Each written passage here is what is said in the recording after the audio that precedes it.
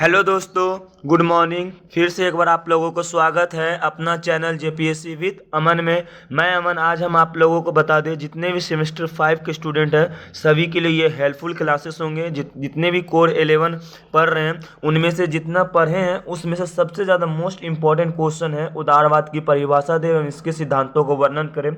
इसको पढ़ के ही जाइएगा, ये आप लोगों के एग्जाम में आने वाला है। और अगर इस क्वेश्चन का पीडीएफ अगर आप प्राप्त करना चाहते हैं तो आप लोगों को मिल जाएगा।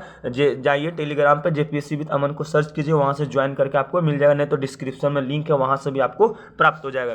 चलिए इस क्वेश्चन को हम स्टार्ट करते हैं समझाना। देखिए सबसे पहले इस क्वेश्चन आपको आएगा तो 20 मार्क्स का, इससे तो कम आएगा नहीं। तो 20 मार्क्स का मतलब है कि कम से कम 8 से 10 पेज लिखना है, या तो कम से कम 6 से 7 पेज लिखना है। तो कैसे लिखेंगे, तो इसको लिखिएगा तब जब आप इसको समझ जाइएगा। तो चलिए हम समझाने की कोशिश करते हैं। जैसे देखिए यहाँ पर आपको दिख रहा है उदारवाद, ठीक है। उदारवाद को अंग्रेजी मतलब इंग्लिश में लिबरिज्म कहते हैं, ठीक है। यहाँ रखिएगा, ये लैटिन भाषा का शब्द लिबरिजा से बना हुआ है, ठीक है। और जिसका अर्थ जो होता है, इसका अर्थ देख सकते हैं पूरी स्वतंत्रता। अर्थ कहने का मतलब होता है जिसका शब्द निकलता है उदारवाद का, पूरी स्वतंत्रता। मतलब आपको स्वतंत्रता कहाँ मिलेगी, तो पहला पॉइंट है वो है आपको स्वतंत्रता मिलेगी राजनीतिक में, आर्थिक में और सामाजिक में। ये तीनों जगह आपको, सामाजिक में ये तीनों जगह आपको क्या मिलेगा, छूट मिलेगा। अब ये तीनों टॉपिक में किस किस पॉइंट, मतलब आपको तो पता चल गया कि राजनीतिक, आर्थिक, सामाजिक में हमको छूट मिलेगा। वैसे भी उदारवाद का मतलब ही होता है स्वतंत्रता, लेकिन किस किस जगह राजनीतिक में क्या आता है, आर्थिक में क्या आता है, सामाजिक में क्या आता है, सबका हर एक पॉइंट अलग अलग है। तो हर एक चीज़ का अलग अलग पॉइंट पर आपको हर एक जगह पर अलग अलग जगह पर तुमको आपको छूट मिलेगा। तो चलिए एक एक करके हम पढ़ते हैं। सबसे उदारवाद के मुख्य 3 पक्ष होते हैं। ध्यान से देखिएगा कितने पक्ष होते हैं, 3। तो सबसे पहले हम लोग उदार मतलब आर्थिक को हम लोग डिफाइन करेंगे। आर्थिक का मतलब समझ जाते हैं इकोनॉमिकल, है ना। जैसे कि इसमें क्या होता है, जैसे इसमें मुक्त प्रतिस्पर्धा, स्वनियमित बाजार, न्यूनतम राज्य हस्तक्षेप और वैश्वीकरण, ये सब जगह पे आपको छूट मिलेगा। जैसे साफ देखिए बाजार में जाए कम दाम में, ये सब जगह पर आपको इसमें उदारवाद का मतलब पूरी स्वतंत्रता मिलता है, ठीक है। आगे देख सकते हैं दूसरा पॉइंट है राजनीतिक उदारवाद में छूट। तो राजनीतिक उदारवाद में छूट मतलब कि राजनीतिक उदारवाद में क्या होता है कि प्रगति में विश्वास रखना, मानव की अनिवार्य अच्छाई, व्यक्ति मतलब जो इंसान राजनीति तथा नागरिक स्वतंत्र, मतलब राजनीति या पॉलिटिकल लाइन में भी उसको छूट मिलेगा। ये उदारवाद कहने का मतलब स्वतंत्रता मिलता है, ठीक है। अब बात करते हैं हम लोग सामाजिक उदारवाद। तो सामाजिक उदारवाद कहने का मतलब क्या होता है, इसके अंतर्गत देखिए, जैसे देखिए अल्पसंख्यक, जैसे मतलब छोटा कास्ट हो गया, है ना, को संरक्षण से जुड़ी हुई कोई मुद्दे। समलैंगिक विवाह, समलैंगिक मतलब जैसे कि लड़का लड़का शादी करना, लड़की के लड़की के शादी करना, तो ये सब भी छूट किसके अंदर आता है, ये उदारवाद के अंदर आता है। तो इस तरह से मतलब साफ साफ समझ जाइए, उदारवाद का मतलब होता है पूरी स्वतंत्रता। आप कुछ भी कर सकते हैं, मतलब संविधान के अंदर में रह के आप कुछ भी कर सकते हैं, उसी को हम लोग उदारवाद कहते हैं। मतलब ये आपको पूरी छूट देता है, संविधान जिस तरह संविधान लिखा है वो काम आप कर सकते हैं, ठीक है। तो इसी को उदारवाद कहते हैं। इसी प्रकार से आप इस तरह से परिचय लिखिए, और इसको वर्णन करना चाहते हैं तो आप 1 2 4 पॉइंट और बढ़ा दीजिए, है ना। चलिए इसके बाद क्वेश्चन में था परिभाषा।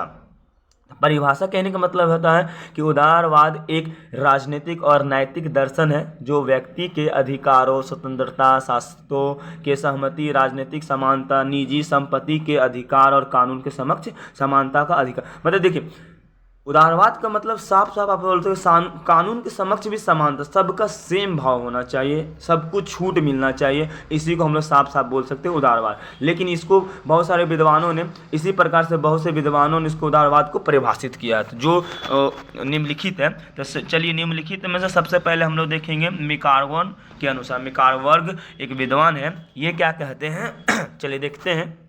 इनका कहना है कि राजनीतिक सिद्धांत के रूप में उदारवाद की पृथक तत्वों का मिश्रण है।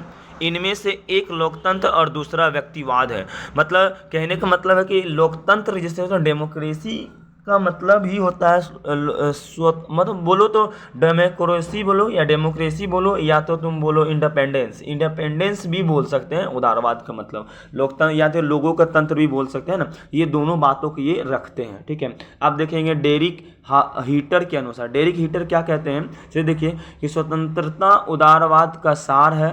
स्वतंत्रता का विचार इतना महत्वपूर्ण है कि उदारवाद की परिभाषा सामाजिक रूप में स्वतंत्रता का संगठन करने और इसके निहितों के अनुसरण करने के प्रभाव के रूप में, ये भी वही बोलते हैं कि उदारवाद का मतलब ही होता है स्वतंत्रता। स्वतंत्रता भी आप प्राप्त कर सकते हैं उदारवाद के अनुसार, ठीक है। और उदारवाद में ही आपको पूरी तरह से छूट मिलता है ना, ये भी यही चीज़ बोलते हैं। नेक्स्ट विद्वान देख सकते हैं हेलार्ट लॉक्स्की के अनुसार ये क्या बोलते हैं कि उदारवाद कुछ सिद्धांतों का समूह मात्र नहीं बल्कि दिमाग है। कोई समूह जो होता है ना, ग्रुप जो होता है, उसका वो सिद्धांत नहीं है, मतलब इसका दिमाग है। तो इस प्रकार से बहुत सारे विद्वानों ने परिभाषा किया, तो वर्णन और सारे विद्वान भी आप वर्णन कर सकते हैं, लेकिन हम कम से कम 2-4 आपको समझा दे रहे हैं ताकि आप एग्जाम में ज़्यादा से ज़्यादा लिखिए, है ना। और कोशिश कीजिए कि ज़्यादा लिखने का, क्योंकि एग्जाम में जो ज़्यादा लिखता है उसको ज़्यादा नंबर मिल रहा है, हम देख लिए हैं, ठीक है। चलिए आगे देखेंगे इसका सिद्धांत बोला, तो इसका सिद्धांत क्या है, जैसे उदारवाद का सिद्धांत क्या है। तो देखो उदारवाद का सिद्धांत है, ये लोकतंत्र पर बहुत विश्वास रखता है, पहला इसमें लिख सकते हैं। और अब देखिए लोकतंत्र को विश्वास रखते हैं, इस पर डिफाइन कर दीजिए, हम जैसे डिफाइन कर दिए कि उदारवाद के विचार रखने वाले जो लोग लोकतंत्र पर विश्वास रखते हैं और ताकि उससे उनकी पूरी मतलब लोकतंत्र पर ही ज़्यादा भरोसा रखता है। लोकतंत्र के आप इसको डिफाइन कर सकते हैं, हम थोड़ा आपको केवल समझाने के लिए, जैसे कि उदारवाद का पहला मोटिव ही होता है लोकतंत्र पर विश्वास रखना। दूसरा देख सकते हैं कि उदारवादी विचारक जो व्यक्ति होते हैं ना, व्यक्तित्व को बड़ा महत्व देते हैं, व्यक्ति में किसी का किस तरह से नेचर है इस पे ज़्यादा ये ध्यान देते हैं। और इनके मतानुसार जो बौद्धिक मानसिक वाले, जो मतलब जिसके पास ज़्यादा ज्ञान है, रचनात्मक शक्ति है, जो विकास कर सकते हैं, महत्व देखते हैं। और राज्य तथा समाज इस विकास का साधन है और इस लक्ष्य की पूर्ति में उनकी सहायता करते हैं। मतलब जो अगर मान लीजिए कोई भी जिसको सहायता करने के लिए जरूरत पड़ गया, तो ये सब उदारवाद वाले उसको सहायता भी करते हैं, ठीक है। इस तरह की बुद्धिवाद या विवेक, मतलब बुद्धिवाद विवेक कहने का मतलब होता है जैसे किसी व्यक्ति का विचार से किस तरह से आप पूरी तरह स्वतंत्र या किस तरह से देश को चला सकते हैं, ये आपको हम पॉइंट लिख दिए, समझें। और इस पॉइंट को आप क्या कर दीजिए, हल्का हल्का क्या कर दीजिए, आप लोग इसको थोड़ा बढ़ा चढ़ा के लिख दीजिए। हम आपको देखिए तो एक और पॉइंट लिख, कानून को प्रधानता, मतलब इसमें ना उदारवाद में क्या होता है ना कि कानून को ज़्यादा ये वैल्यू देता है। कानून जो होता है, नियम जो होता है, कॉन्स्टिट्यूशन जो होता है, संविधान जो होता है, इस पर ये ज़्यादा निर्भर रहता है। तो इसको आप लिख के डिफाइन कर दीजिए। इस तरह एक और लिख दे, आर्थिक मामलों में हस्तक्षेप की नीति, मतलब जो आर्थिक मामला हो गया, किसी को पैसा घट गया, किसी को लोन चाहिए, या तो उदारवाद मतलब पूरी तरह स्वतंत्रता देता है। तो ये इस पे आप पॉइंट बहुत सारे और भी पॉइंट है, लेकिन इस सब पॉइंट को ज़्यादा डिफाइन किया जा सकता है, तो इसलिए हम इसको लिख दिए हैं। आप इसको डिफाइन कर दीजिए अपने तरीक़ा से, ठीक है। इसके बाद ना इसी प्रकार से इसके सिद्धांतों को वर्णन कर सकते हैं, ये लिख दीजिए। इसकी विशेषता को बता दीजिए, जैसे कि मानव विवेक में ये अटूट विश्वास है, जो मानव के जितना विवेक होता है, लक्ष्य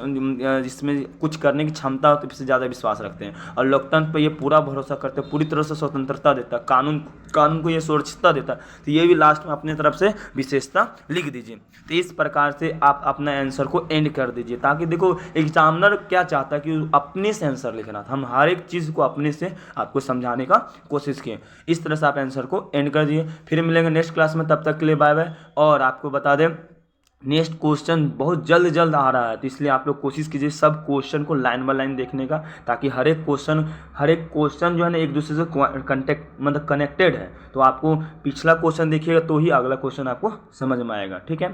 फिर मिलेंगे नेक्स्ट क्लास में। आप भूलिए मत इस चैनल को सब्सक्राइब करने के लिए, ठीक है। Bye bye, take care.